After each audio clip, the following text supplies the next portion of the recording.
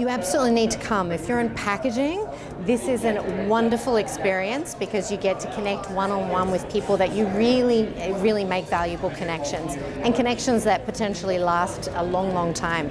I would summarize the experience as a well-organized, structured event that flows pretty well. You know, there's never a boring moment or time. It's a great venue. I think it's a wonderful event that gets you focused into, with all the pre-work, especially of who you're meeting, what you're supposed to talk about. I've been pleasantly surprised that even where there was companies I may not have had an immediate thought to meet with, I learned about their business, and it spurs ideas and look for those out-of-the-box ideas in general. I think it's great, and it's important to connect and to do that kind of networking.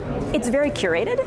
So I think if you struggle with networking, this is a really good opportunity because, you know, even before you get there, your one-on-one meetings are all set up, and it makes it very easy.